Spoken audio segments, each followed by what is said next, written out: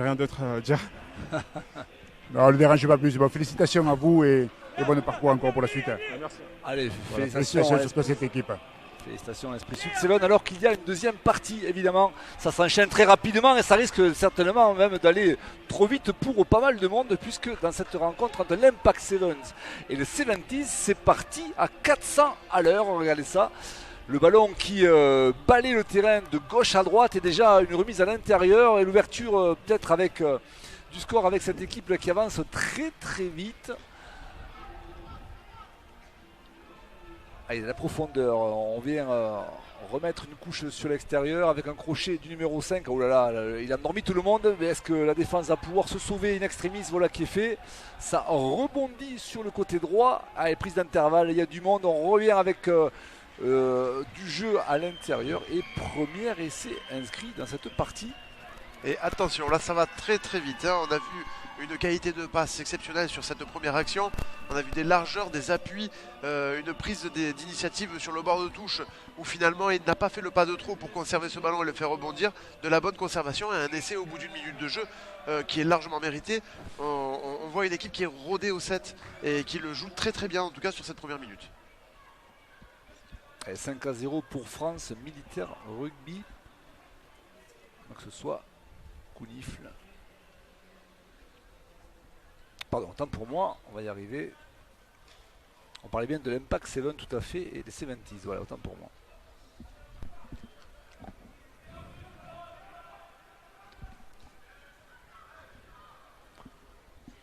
« 7-0 et c'est pas terminé. »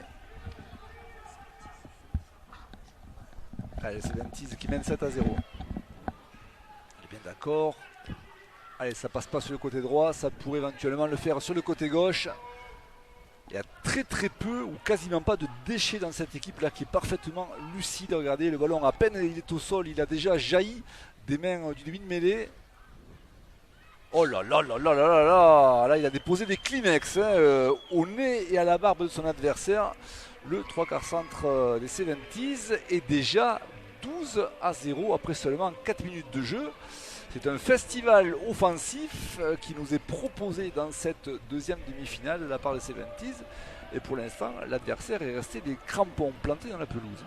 Attention, parce que si jamais ils n'arrivent pas un petit peu plus à leur mettre le fouillis dans les rucks et dans les plaquages, ils risquent de prendre une sacrée valise parce qu'on a une équipe des 70s qui utilise très très bien le ballon, qui ne fait pas le pas de trop, pour l'instant on voit une qualité technique propre, mais surtout des ballons derrière les rucks libérés à une vitesse phénoménale.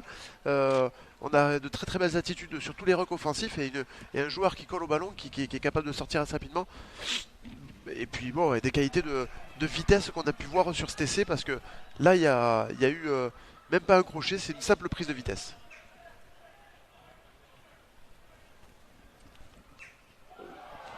Et le cadrage des bords qui a été mis par la défense qui est aux abois chez l'adversaire et pour l'instant ça rebondit. Regardez ça un petit peu dans toutes les configurations, même là s'il y a un contre amorcé. Et à la sortie, ça va se boucler par un coup franc accordé aux 70s. Et ça ralentit pas, ils jouent la pénalité vite jouée. Et ça on voit qu'ils réagissent tous dans le même sens. Ils vont pas trop au contact. L'Impact Seven qui n'impacte pas trop pour l'instant, ils sont surtout impactés. 12-0 et certainement un troisième essai voilà qui est fait, feinte de passe, ni vu ni connu, je t'embrouille à la sortie, un essai en plein milieu du H. Alors là on n'a pas assisté Jean-Philippe jusqu'à présent un début de rencontre aussi tonitruant ni chez les filles ni chez la demi-finale des garçons précédemment. Non, effectivement, 3 essais en si peu de temps, on l'a pas encore vu, mais je dirais même qu'on n'a pas encore vu une équipe qui joue aussi bien au rugby à 7 depuis le début. On a vu des équipes un petit peu empruntées par la durée du tournoi, peut-être par la chaleur sur le terrain, parce qu'on le sait, il fait très chaud sur le terrain malgré une petite air frais, mais qu'on doit sentir un petit peu moins en bas. Christophe Porcu nous le dira. Mais c'est vrai qu'on voit une équipe qui joue très très bien, qui est animée par des feux follets, par des joueurs qui ont de l'électricité dans les jambes. On a vu un magnifique cadrage des bords en plein milieu du terrain. Il l'a déposé, un crochet inter-extérieur, il l'a déposé et puis après il a mis les cannes. Très très belle équipe de 70s. Justement, en parlant de feu follet, on avait les liés des 70s. Dites-moi, jeune homme, 3 essais à 0, vraiment bien en place, autant offensif que défensif. Quoi espérer dans cette deuxième mi-temps? 4 essais. Alors là, on vient de marquer le quatrième, mais il ne faut vraiment pas lâcher parce qu'en match à 7, on sait très bien que Peu importe le score, ça peut revenir très très vite. Là, on a la chance d'avoir tous les ballons. Mais si c'est l'inverse, il faut vraiment qu'on reste très très concentré pour aller chercher cette finale. C'est vrai que mentalement, quand même, dans des matchs comme ça, on voit quand même que vous avez pris quand même le dessus. Le tout, c'est de maintenir cet effort-là encore pendant la deuxième mi-temps. Ouais, de toute façon, on sait un match de rugby, c'est 2x14. On en a vu des remontadas dans n'importe quel sport, donc il faut vraiment qu'on s'accroche tous. On est 12, on a la chance d'être 12. Eux, ils sont à 10 ou 9, je crois. Donc je pense qu'on aura la fraîcheur physique encore en deuxième mi-temps, donc il faut vraiment qu'on lâche pas. Bonne continuation. Ah oui, c'est un élément prépondérant ça aussi, un banc de remplaçants qui tourne à plein régime, là 12 joueurs potentiels sur le terrain durant ces 14 minutes face à 9 ou 10, c'est certain que c'est un allié de choc, c'est très important de pouvoir faire tourner. Ah, il a pivoté comme une toupie, notre ami le numéro 4 de cette équipe donc de l'Impact, Jérôme Klein. Et il a perdu le ballon au passage. Ça permettra à cette équipe du Sevens d'envoyer du jeu à outrance, comme ils ont fait jusqu'à présent. Et ça leur a pourtant, jusqu'à présent, été profitable. Avec la prise d'intervalle, un petit peu comme dans une portion de beurre. Il est rentré, le 3/4 centre, il va chercher du soutien. Il a surtout pas s'isoler. C'est un des rares ballons perdus par cette équipe du 70s. Il y a très peu de déchets, on l'a dit et répété en début de partie. Et bien là, en seconde période, je crois que c'est peut-être la première cagade comme dirait l'autre de l'après-midi. Ouais, mais bon, c'est presque excusable parce que quand on voit l'action qu'il fait, il est sous pression dans ses 22 et il met le gaz dans un intervalle où il prend de vitesse son vis-à-vis. Il ralentit un petit peu pour attendre le soutien. Il est vrai qu'il doit peut-être un petit peu emprunter sur cette fin de première mi-temps, donc le soutien est moins sorti que ce qu'il a pu sortir sur le début. Mais quelle équipe, parce qu'avec, je dirais même 15 joueurs dans cette équipe qui démontrent, on sait que ce genre de tournoi peut être aussi le déclencheur par la fédération de pouvoir intégrer quelques joueurs dans ces équipes de France ou détecter des joueurs qui seraient capables de venir compléter les sélections de rugby à 7, qu'elles soient développement ou nationales. Donc effectivement, peut-être ils ont l'intérêt de se montrer ces joueurs et il y en a quelques-uns qui sont très bons. Allez, on peut saluer la belle réaction de la part de l'Impact et notamment de ce joueur. Il me semble que c'est Baptiste Dauvillard. On va essayer de le repérer d'un peu plus près tout à l'heure parce qu'on est très très loin du terrain. Donc quoi qu'il en soit, belle opportunité qui a été saisie par cette équipe de l'Impact qui est dominée sur ce score de 26-5. C'est passé très vite, trop vite pour cet Impact qui ne sera pas Fanny malgré tout, parce que c'est passé légèrement à gauche. Donc ça va être la pause dans cette rencontre. Encore 7 minutes à jouer et c'est un match qui prend, même s'il y a une réaction, Jean-Philippe, des allures de cauchemar pour le blanc et noir. Et on a du mal à imaginer que cette équipe d'Impact puisse revenir sur l'équipe des 70s qui maîtrise son sujet, qui maîtrise vraiment ce rugby, qui a été capable de faire un très très beau rugby. C'est vrai qu'on n'a pas vu encore une équipe jouer aussi bien depuis le début de ce tournoi. Très très agréable à regarder, complémentaire, c'est-à-dire qu'il y a des joueurs puissants et des joueurs rapides, plutôt bien organisés. Quand ils portent le ballon, ils ne vont pas trop loin. On les a pas encore vus en défense. La seule action où on les a vus en défense, ils ont pris un essai. Ils ont énormément porté le ballon jusqu'à maintenant. Donc attendons, parce que comme on a pu entendre le discours très humble du joueur sur le bord du terrain qui disait que le rugby à 7, tout pouvait aller très vite. La preuve en est, ils en ont marqué un. Et ça peut aller très vite s'ils lâchent un petit peu, 2-3 trous, et on se retrouve à portée de tir d'un essai. Donc on a du mal à imaginer comment ils pourraient revenir vu la différence qu'il y a de niveau sur le terrain. Mais attention à cette équipe des 70 qui joue quand même leur finale sur ce match. Messieurs, écoutez-moi bien, on essaie de ratisser large. Vous savez très bien qu'en ce moment, on parle beaucoup de protocoles de commotion, tout ça. Et j'ai retrouvé une personne quand même qui s'occupe de ce domaine-là. Et on s'aperçoit qu'aujourd'hui, il n'y a pas trop de blessés, même avec l'engagement total qu'il y a.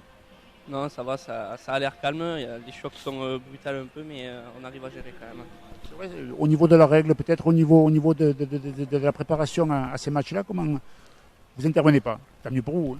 Oui, pour nous, ça nous arrange, mais après, dès qu'il faut intervenir, on est là et on sera géré. Voilà, donc il faut préciser quand même que ces trois garçons sont à l'ombre avec les lunettes de soleil et ils n'interviennent pas puisqu'il n'y a pas de blessure. Hein. Que ça continue. Jean-Philippe, je vais vous faire un aveu, vous avez pensé la même chose que moi, j'en suis sûr. Vous savez pourquoi il n'y a pas de blessés? Parce que Christophe Porcu ne joue pas cet après-midi. Oh. L'explication est là, parce que les balayages auraient été un peu plus rigoureux et un peu mieux faits certainement. Il n'y aurait pas eu de miette sur les extérieurs, j'en suis persuadé. Ce qui est sûr, c'est qu'on aurait fait tous les rucks. No comment. Christophe, plus sérieusement, c'est un rugby que vous auriez aimé pratiquer, vous qui maintenant le touchez de près, pour ainsi dire? Il n'a pas entendu. Christophe? Il n'a pas entendu, c'est pas grave. Oui, ça y est, je vous entends. Oui, je vous posais la question en étant un peu plus sérieux. Est-ce que du fait de toucher de près le rugby à 7, c'est un sport que vous auriez aimé pratiquer finalement? Dans l'esprit, oui. Dans l'esprit, franchement, oui, parce que c'est quand même un jeu vraiment vivant, aéré, et avec un engagement total. Hein. Après, franchement, il faut des morphologies, je pense, faites pour ça, parce qu'on ne peut pas se permettre de faire 140 kilos et de mettre, parce qu'avec des chaleurs comme ça, vous revenez vite à la raison. Allez, c'est reparti dans cette seconde période. Il est important que l'Impact réagisse dans les plus brefs délais, puisque cette équipe est menée 28-5. Ça s'annonce très complexe, mais sait-on jamais, avec beaucoup de panache et de détermination, sait-on jamais. Sauf que cette équipe du Sevens, à nouveau, est en train d'investir son camp. Et là, en 3 contre 2, si le boulot est fait correctement, ça pourrait faire mouche. Ah, il s'en manquait de peu, mais c'est arrivé jusqu'au bout comme prévu. Donc, nouvel essai inscrit par cette équipe des 70s qui rajoute 5 points de plus dans son panier. Ça fait sacrément lourd pour cette équipe de l'Impact qui a encaissé un essai aussi rapidement dans le deuxième acte que dans le premier acte. Et ça donne déjà le là à ce qui va suivre, à mon avis, 33-5, à moins d'un miracle d'aller jouer la seconde période sur le stade municipal de Lourdes. Moi, j'y crois pas au miracle. Je pense pas que cette équipe puisse revenir dans cette partie. 35-5, très précisément, 30 points de débours. Jean-Philippe, aïe la carafe, ça fait mal à la tête. Exactement, mais les 76 qui réattaquent cette seconde mi-temps sur les chapeaux de roue. Une touche trouvée sur une très bonne défense en enfermant le joueur des impacts sur le bord de touche, et puis finalement ils l'ont vite joué, ils leur laissent pas le temps de souffler, ils leur laissent pas le temps ils prennent tout de suite le jeu à leur compte et ils ont marqué comme ils l'ont fait en première mi-temps tout de suite d'entrée de jeu, et on retrouve le même coup d'envoi où ils enferment et ils récupèrent le ballon. Une équipe heureusement ballon récupéré par l'Impact. Allez, il y a des cannes, il va falloir aller encore plus vite pour aller au bout. Allez, pas mal de vivacité dans cette deuxième période de la part de l'Impact qui ne veut pas se laisser marcher dessus et qui va chercher à rebondir en étant peut-être un peu plus structuré, parce que là, regardez la défense qui est omniprésente, oppressante de la part de ces 20s. Allez, prise d'intervalle, retour intérieur, il a des cannes celui-là. Il s'agit, il me semble, de Anthony de la Serre, donc plaqué à nouveau. Ce sont toujours eux, les garçons de l'Impact qui avaient le ballon, mais ils l'ont perdu. Et c'est les 20s qui vont amorcer un contre un petit peu tard pour libérer le cuir, alors que l'ailier était un peu démarqué sur le flanc gauche de l'autre côté de la tribune de presse. Et les 70s, on a toujours l'impression qu'ils sont en surnombre en défense, ils se replacent mieux. L'Impact a du mal à trouver la faille, malgré qu'il l'ait fait ici sur les cannes en 1 contre 1. Mais les 70s reviennent à chaque fois très très bien en défense. Et c'est une équipe très très organisée, mais surtout très vaillante, qui regagne le ballon sur un contre-ruck. Et qu'est-ce qu'il a sifflé? Intervention de l'arbitre. Pénalité pour un joueur, je pense, l'activité du plaqueur, si on rappelle la règle, le joueur qui plaque ne doit pas jouer le ballon et doit se remettre sur ses appuis. Il a considéré, l'arbitre, que le joueur qui avait plaqué a fait action sur le ballon, donc a fait action d'anti-jeu, pénalité. Le très bon boulot du 3/4 centre, là, le numéro 4, qui est venu fixer la défense pour mieux délivrer le cuir sur le côté droit. C'était Jérôme Klein qui a servi son ailier et qui permet à cette équipe justement de l'Impact d'inscrire un deuxième essai et de rapporter le score à de plus justes proportions. 33-10 désormais, en attendant la transformation côté droit sous forme d'un ballon tombé ou d'un drop comme vous voulez, et ça passe en plein milieu des poteaux. 33-12, c'est un peu plus honorable pour cette équipe de l'Impact. On va dire quand même, quand ils exploitent le ballon, ils l'exploitent plutôt bien, mais les 70s monopolisent ce ballon. On l'a vu sur les 2 coups d'envoi, ils ont récupéré les ballons, ils ont profité d'une perte de balle des 70s pour pouvoir l'exploiter. Après, l'intensité qu'ils ont mis pendant les premières minutes, la première mi-temps et les premières minutes de la seconde mi-temps commence peut-être à se faire ressentir dans les jambes des 70s.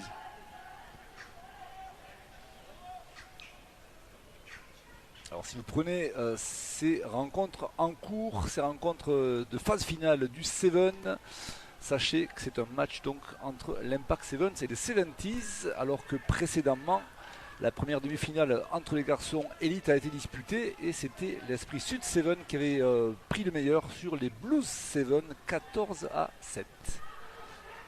Et un 5e essai qui semble imparable pour cette équipe. Non, finalement, le très bon retour défensif de la part de l'Impact alors que la chose semblait être entendue et l'Impact qui a été refoulé dans son embut, non finalement.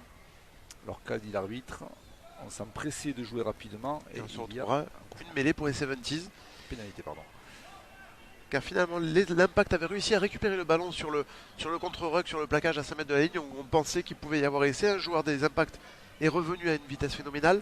Un très très bon contre-ruck, mais finalement la pression a fait qu'il s'est retrouvé dans son embut. Il a rentré le ballon dans son embut, l'a aplati dans son embut, donc perd le bénéfice du gain du ballon et on se retrouve pour une mêlée pour les 70 à 5 mètres de la ligne. Chose que les Impacts auraient pu bien se passer avec l'effort qu'ils avaient fait en défense sur l'action précédente.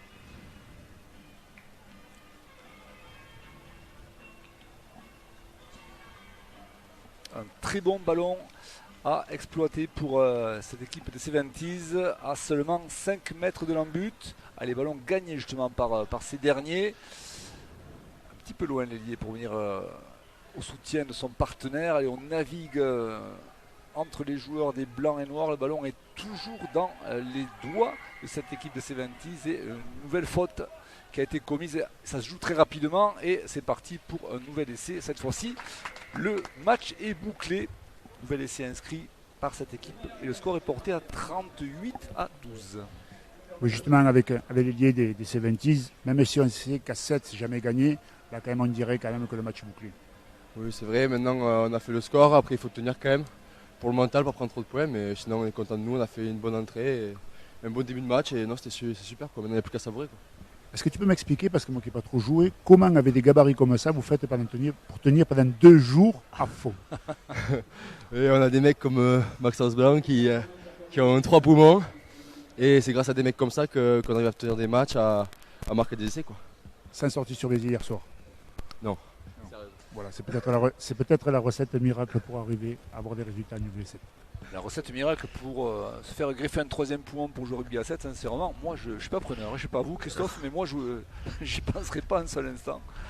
Et Jean-Philippe a grimacé, donc je crois qu'il n'est pas d'accord non plus pour se faire greffer un 3e poumon. Non, mais Jean-Philippe rigole, c'est facile un mot de commenter comme ça, mais aussi j'aurais aimé le voir avec 40 degrés comme ça au sol, pas un pet d'air, et l'engagement surtout qu'il y a, donc franchement, félicitations encore à eux, je me répète. Allez, on vous a mis des glaçons de côté Christophe, ne soyez pas aigris, tout ira bien, vous verrez. Allez, ballon récupéré. Oh là là, c'est pas possible. Allez, ils sont maladroits. Ces garçons de l'Impact, dans cette fin de partie, 40 à 12. C'est sûrement la dernière mêlée du match. Alors qu'on va embrayer sur une autre partie, ce qu'on appelle ici la petite finale. Non, il va y avoir une pause, bien sûr. Puis une partie entre Counifle, Sevens et France Militaire. On va marquer une petite pause, ça fera le plus grand bien. Ça permettra aussi à Christophe de se mettre un petit peu au frais. On a compris le message. Et les 70s qui ne font pas durer la mi-temps, ils savent que le score est fait, la sirène a eu lieu, c'est la fin du match, ils vont directement en touche et ils vont pouvoir récupérer pour aller jouer cette finale face aux régionaux de l'étape qui sont Esprit Sud 7. On aura deux belles équipes qui nous ont montré deux belles choses quand même sur ce terrain. Une équipe qui a énormément défendu, qui a gagné le favori, les Bleus 7, et cette équipe des 70s qui nous a montré du très très beau rugby à 7 par des attitudes, par de la vitesse, de la propreté et surtout de la rapidité. Oui, allez, on va marquer. Oui, Christophe, je pardon. suis antenne avec l'entraîneur justement des 70s. Coach, félicitations parce que vraiment une partie dominée de bout en bout avec un jeu dynamique, beaucoup de soutien, peu de fautes défensives et derrière on arrive avec un résultat quand même concret. Oui, avec les joueurs qu'on a, on a essayé de appuyer sur un système collectif qui est ici assez simple et on cherche beaucoup d'efficacité de notre jeu et essayer d'appliquer beaucoup de la vitesse par rapport à tout ce qu'on fait. Mais je pense que notre point fort dans cette match, c'était notre coup d'envoi avec Michel qui a nous récupéré le ballon qui était très très important. Et derrière, les joueurs, ils sont bien exprimés librement et ça nous soulageait à la fin. Est-ce que dans la préparation comme ça, on dit aux joueurs attention, il faut se gérer peut-être pendant 5 minutes justement pour être bien en fin de match ou justement gérer des moments un peu plus faibles qu'il pourrait y avoir? Est-ce que vous leur dites ça? Non, chaque match c'est une phase d'apprentissage. Donc si on voulait tirer les joueurs de ne pas aller jusqu'au fond par rapport à leurs ressources humaines, ça va être un petit peu tricherie. Donc on a dit jouer à fond tous les matchs jusqu'au bout, même si c'est la demi-finale. Même si la condition météo, on peut dire qu'on voulait être un petit peu en retraite. pour la finale, mais j'aimerais bien s'il aille au bout, comme ça, moi, ça me permettre à savoir notre point de défaut et déchets pour le mieux préparer pour la finale, quoi. Donc on s'aperçoit quand même que le rugby à 7, il n'y a pas de tricherie, c'est toujours à fond et personne ne s'économise. Il y a peu d'espace de tricher, je pense. Donc toute la tricherie, ça s'est vu, même au-delà des tribunes, même de là-bas. Non, mais quand j'ai dit tricherie, c'est retenir un peu par le maillot, pourrir quelques ballons à les sorties. Non, c'est plus visible. Donc voilà, c'est vraiment le rugby à 7 évolué parce que peut-être de notre époque, on n'arrivait pas à faire tout ça. On sent beaucoup de nostalgie chez Christophe Porcu. La roublardise n'a pas sa place alors Christophe dans ce sport-là. Non, c'est pas un sport fait pour vous finalement.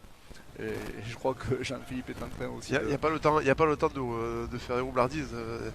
Ça va tellement vite. Allez, le temps, on va le prendre un petit peu. Vous marquez une page de pub durant 20 minutes et revenir pour la suite des événements avec des équipes qui sont déjà prêtes mentalement, un peu moins physiquement, il est vrai, parce que la fatigue se fait sentir. Mais on va assister à une très belle fin d'après-midi sur ce Seven. Rendez-vous à tout à l'heure. Connaissez-vous vraiment votre force? Vous pensez que c'est d'avoir du muscle, du cœur ou du cran? Et si votre force n'était pas qu'en vous, mais en nous? Votre force est là, sur votre gauche, sur votre droite. Elle vient par vagues. Elle fait trembler les montagnes. Sans l'équipe, elle n'est rien. Société Générale.